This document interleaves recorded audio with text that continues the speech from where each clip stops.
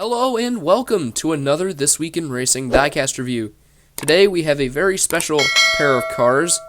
These are the two 2311 NASCAR entries from 2022 on the new next-gen model. Lionel did a pretty good job with these in terms of quality control. They haven't been the best with their quality control, but these two have looked really good so far. So let's get them open, starting with the 23. It's always nice to get a really good diecast from Lionel, especially in NASCAR, after the horrible-looking NASCAR Authentics Wave 4 released last week. It just looked terrible. They had gone back to the PTC mold. You could tell what mold it is by looking at the last two letters on the identification number on the bottom of the car.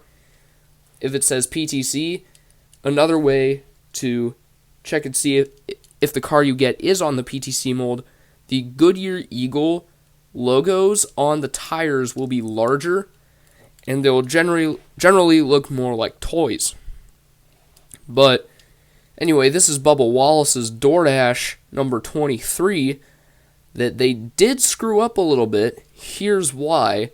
The vent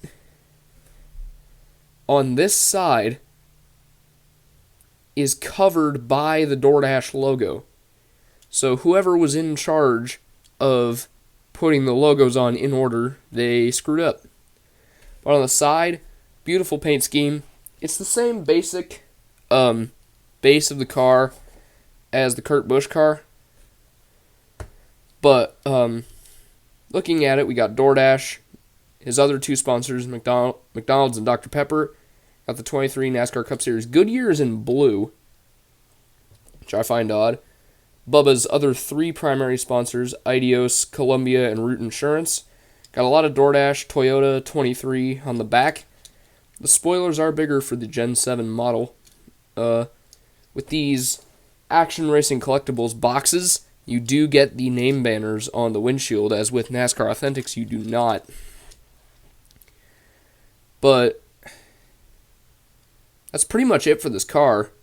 The new Camry mold looks pretty good. This is the first Toyota next gen that I've bought. I was not able to get the test car, which is sad because the test car looks really good. But in terms of quality control, other than the vent, all the decals look pretty well placed. If you look at the Martin Truex Jr. example car from Wave 4, the Toyota grille is actually, it's janky, so the end of the grill is all the way down here, and the other end is on the hood. So they just completely were not trying with the Wave 4 decals. But on the roof, we got more DoorDash. We got the 23 on the roof, facing to the left, because if you're on banking, you want to see what's on the car. But that's pretty much it for the 23. This is the same chassis, even though it says Toyota trademarks, used with permission. It's the same chassis. I don't have another example with me.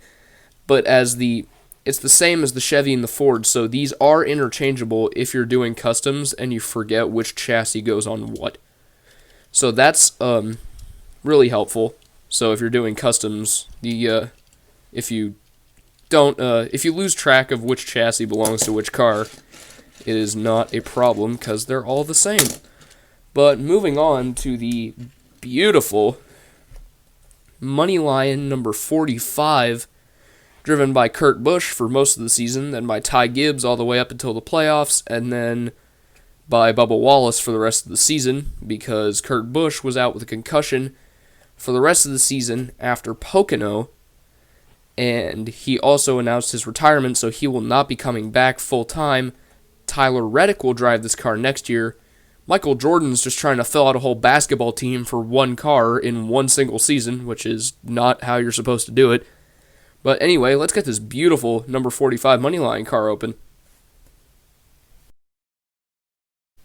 I believe this is the first time in a while that the two Busch brothers have driven for the same manufacturer, with Kyle Busch, this being Kyle Busch's last season with Joe Gibbs Racing, and Kurt Busch, who is basically retired. I don't know if he will ever come back to 2311 or if he'll move on to another team as a part-time driver at some point in the future.